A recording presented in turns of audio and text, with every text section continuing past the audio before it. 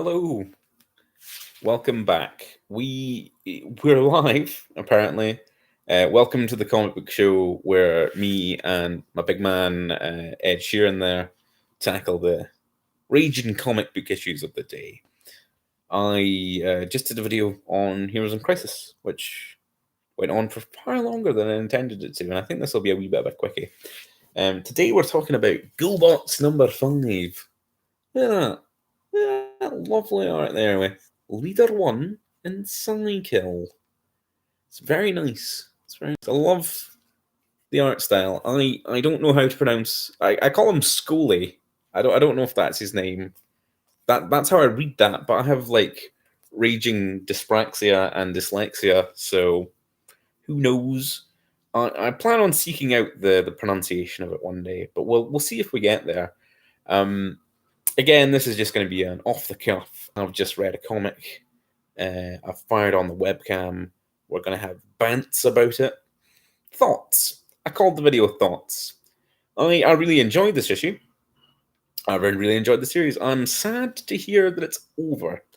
I don't know if it was always planned to be 5 issues.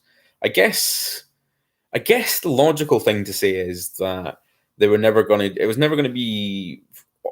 to last forever, I guess, because it's a GoBots comic.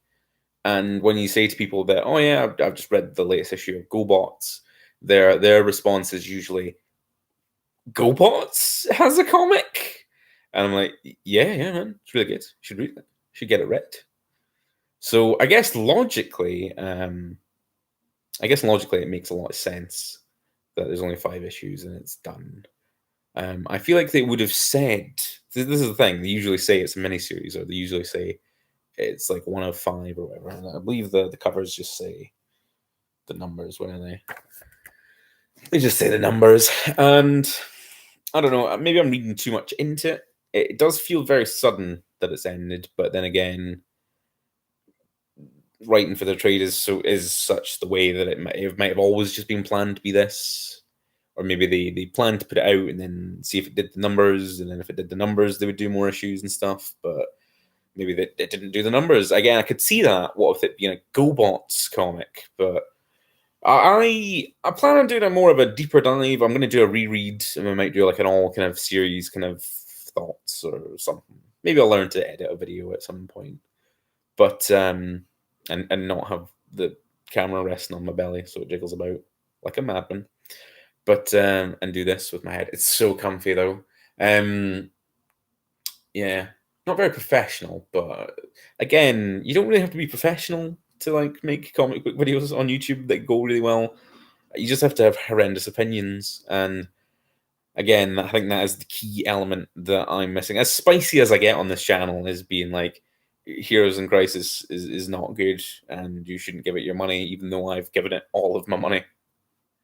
But GoBots, I love GoBots. It's really good. That's really like, oh yeah, I love GoBots. GoBots is great. I've never actually seen an episode of GoBots. I should come clean. I'm a Transformers man, as you've seen from the toy videos. I like Transformers. Transformers was something I was into growing up. Is what people say on YouTube videos. I was into this growing up, and now I'm offended that it has worms in it. But that was YouTube. That was big YouTube breaking through there. You got to mention worms. I'm so far out of the loop as well. I'm sure they're not on worms anymore. It's been at least 6 months since worms were a hot topic. But yeah, GoBots. I'm sorry that I brought up worms in a GoBots video. I'm sorry. GoBots, I just read the art. Like the art is the main kind of draw for me. Look at that. Look at that layout. Isn't that a banger?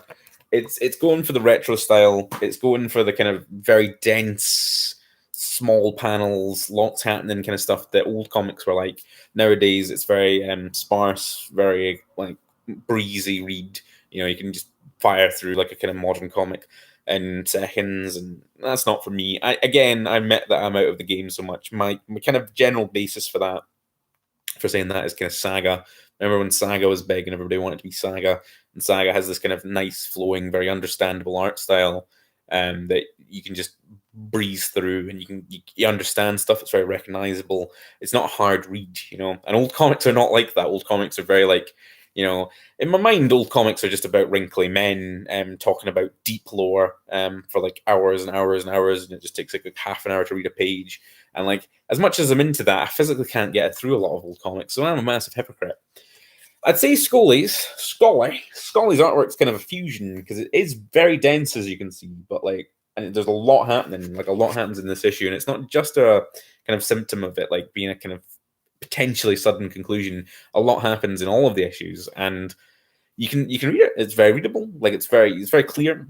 A lot. The problem, I suppose, would come with like your understanding of GoBots and to a certain degree Transformers. So I'm sure I'm missing a lot of the jokes because there's a lot of kind of visual humor and a lot of kind of callback humor and a lot of kind of reference humor to like GoBots concepts and GoBots relationship to Transformers, specifically in this issue, what we'll get into in a bit. But like I say, I haven't seen GoBots before. My main knowledge about GoBots is that Cykill, the bad guy one, turns up in Transformers comics a lot, and Megatron kills him because people think that GoBots are lame.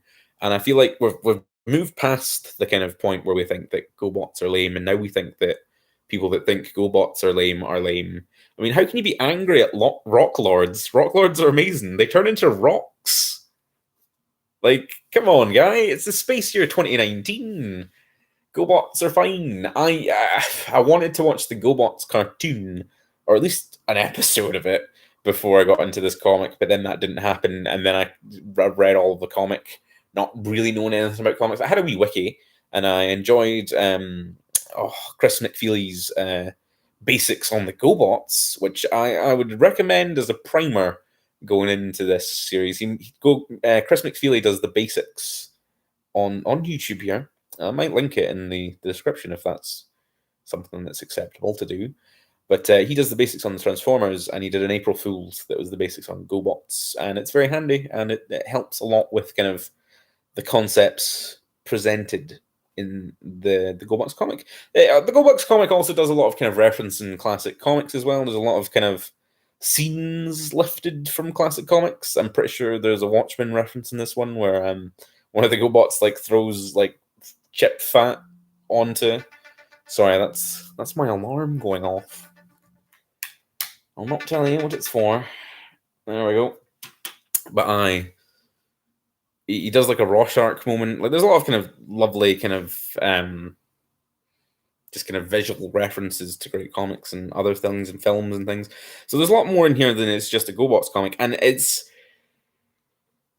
I don't know if I.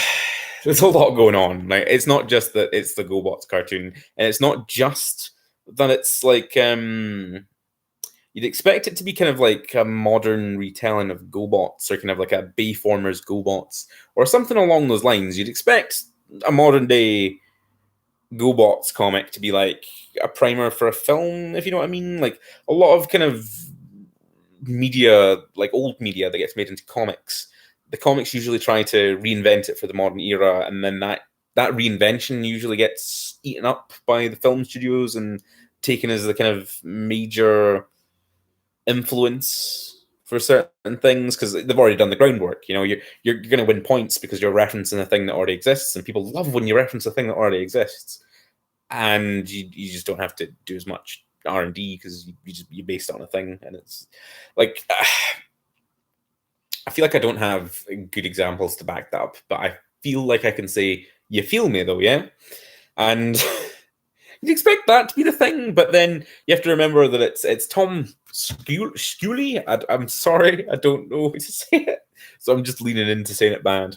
But yeah, he's a madman. He's a genuine insane person. Like, look at this art. Like, this is your first like indicator that he's properly just bonkers. There's a lot going on. I feel like I should cover the events that actually happen in the issue when I say like GoBots 5 thoughts, but it's like the conclusion to the whole arc. Basically, GoBots happen, and if you're familiar with the lore, you'd probably be angered, I guess. So, like, there's a lot of kind of meta commentary that he does, and not necessarily commentary, but like you'd call it meta commentary, but he's specifically doing like meta actions. Like his kind of level of storytelling is really up my alley, and specifically, it's really it's like if Grant Morrison was also an artist, and I know he does art in that, but like if Grant Morrison also drew the books that he wrote and was just more intensely Morrison, like more so than he normally is, for like an entire issue where he just beat you over the head with his like, I'm specifically talking in meta terms about the entire concept of the franchise. That's kind of how I would describe Scully's storytelling, because the it's like Digimon. I'm just gonna jettison that. It's like Digimon. Like everybody on Earth has a GoBot, and then it goes bad, because like it's like the ending of Digimon 02 where everybody gets a Digimon, and that's kind of the status quo at the start of the book. And I don't know if I was on board with that, but then the book doesn't give you time to be on board with that, because it just like runs a billion miles an hour. There's a lot that happens in the 5 issues. So like everybody has a GoBot, and then that immediately goes wrong. The post-apocalyptic future immediately happens, which I was super on board with. And then this issue, I always wait far too long. It's been like 10 minutes. I wait far too long to say the word spoilers, but spoilers. This issue like leans, because like they've got the Transformers license as well, so like it leans super hard into, I suppose GoBots is part of the Transformers license, but it leans super hard into GoBots having a relationship with the Transformers. Like Optimus Prime and Bumblebee, or at least their dads, are in this book, and I loved that. Um, shall we? Should we get like an image? I always feel bad about showing like stuff from the comic. It's only been like a couple of days or whatever, but if you're watching this video, you're one of 3 elite people, so don't feel that bad. But like, I'm sure there's probably like a GoBot that is a yellow beetle, and he's like specifically leaning into him being Bumblebee, and there's a GoBot that looks kind of like Optimus Prime, and he's presented as like Superman, as Optimus Prime usually is. And there's stuff about Gobatron, the GoBot planet, seeding the multiverse with Gobatrons by different names. So like they're stabbing at the GoBots being like this being like an origin story for the Transformers, which uh, it's done in such a like sudden way that makes me suspect that there was plans for the book to go on longer. I should probably like ask, like just go up to him on Twitter or Instagram and be like, "You all right, Scully? Like, did something happen? Did the book, was it always going to be this way?" But like in the same way, I'd feel embarrassed about that, because I'm asking like, "Did you plan to do 1 million issues of a GoBot book?" But it's mad, is basically the selling point. If you've read his crossover GI Joe versus the Transformers, you that's kind of the level of madness. I'd say it's a wee bit less mad. I was a wee bit disappointed with the kind of level of insanity. Like, don't get me wrong, the insanity is like it's top tier insanity, but that GoBots, that Transformers versus GI Joe was like off the charts mental. And I know that was 12 issues and this is 6, but 5 even. 5, that's the thing. Like, comics are usually 6 issues for a trade. 5, but it feels like they've cut it short a wee bit. I don't know. So it's a weird one. But yeah, just go read GoBots. It's got a lot of individual, like the panels are great, and then there's specific panels that are just incredible. I shared a couple on Instagram and Twitter today. There's like a wee choo-choo train moment that's just topper, just topper. The man can draw, and he can draw robots very good. It's specifically a kind of like naff, like intentionally naff retro 80s kind of thing going on. I keep saying that he looks like he draws in crayon. See, to like tell people about him, I'm always like, he's that guy that looks like he draws in crayon, because he probably does draw in crayon or something. And people are like, oh yeah, I remember that guy, the Transformers and the GI Joe. So it's definitely an acquired taste. It's probably not for everyone, and it's probably specifically for GoBot people. But I imagine we're all eventually going to be GoBot people at some point. you get into Transformers, and then you hear about the GoBots, and then your curiosity leads you to strange places, like the GoBots comic. The trade's probably going to be super banging. Probably recommend getting that at this point. There's a picture of Scully on the back. They're going for a whole kind of, I don't want to say the word auteur, but you know, there he's on the back. You don't usually get that in comics. That was the laptop falling towards me. But yeah, go read GoBots. Go read GoBots. It's good. GoBots is good. I'm sad that it's over. Is it over? I think it's over. But yeah, bye.